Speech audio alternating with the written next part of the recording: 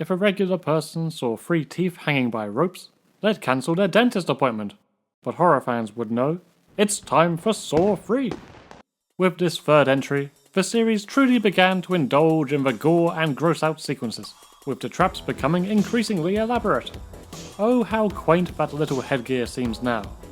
Jigsaw and his apprentices must have earned first-class degrees in engineering by this point. Saw 3 is also where the franchise really bathed in the melodrama, and tossed in enough plot twists to make Shyamalan blush. Anywho, let's rank the tests and traps of Saw 3.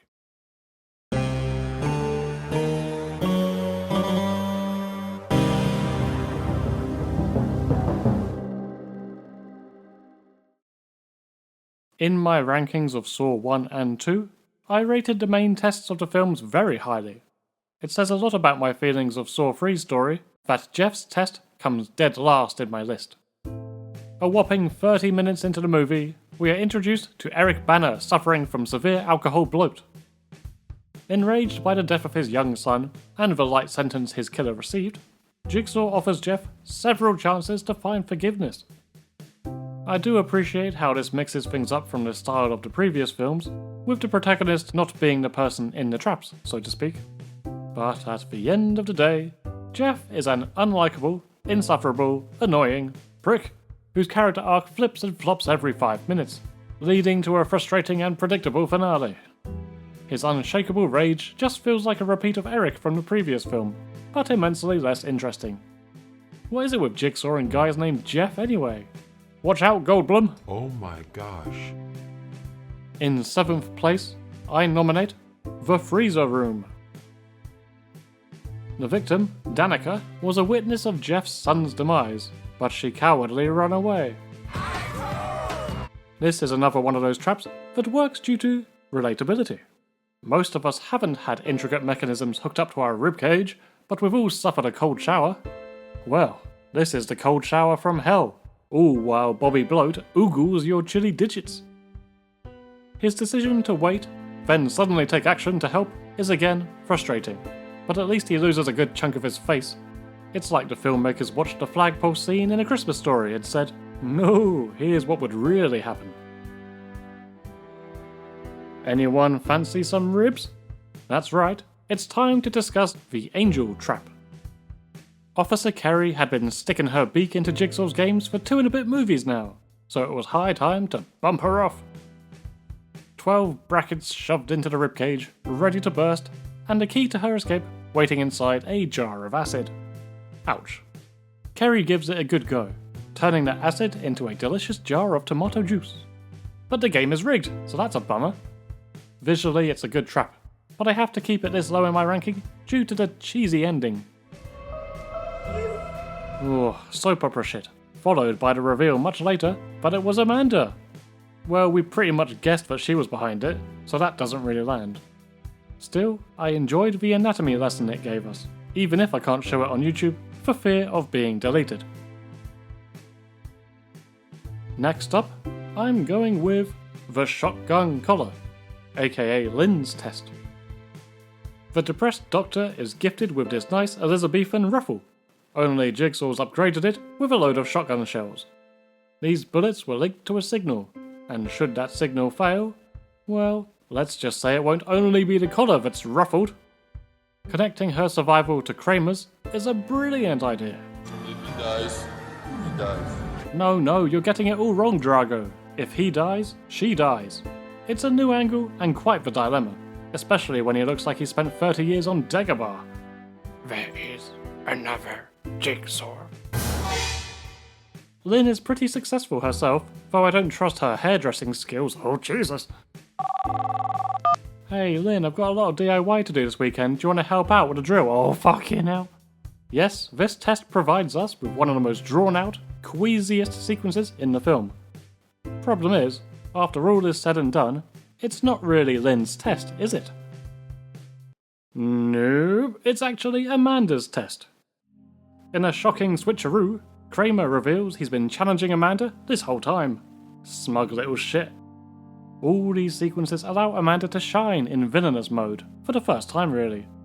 In film 1 she was a victim, and her turn to the dark side was only made clear in Saw 2's final moments.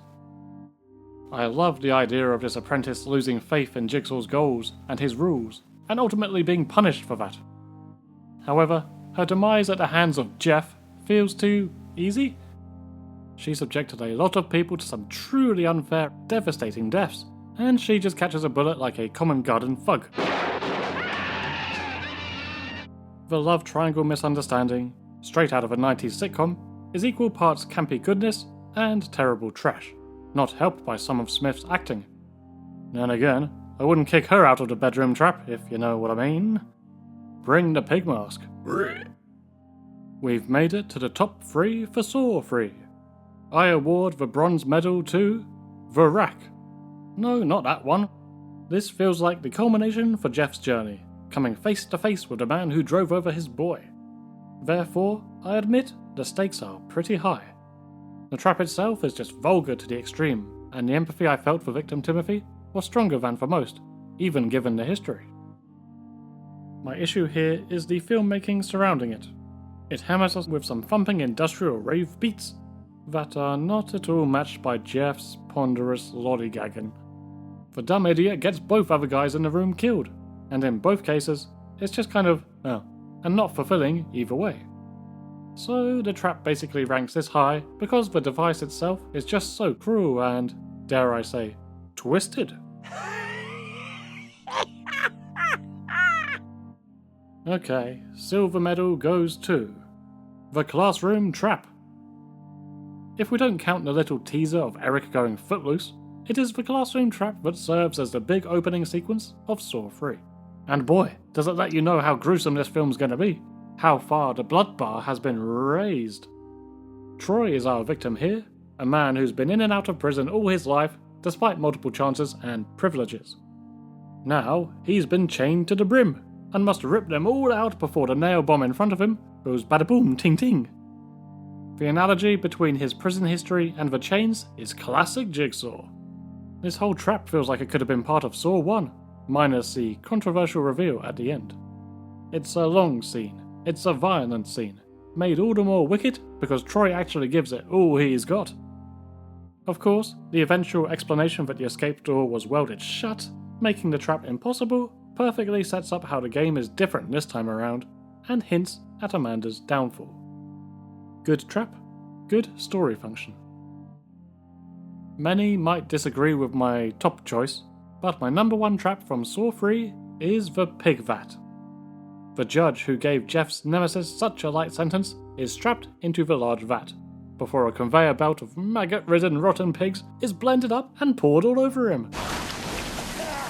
Jeff can save him if he incinerates all of his son's belongings, the objects he's been so protective over for years now.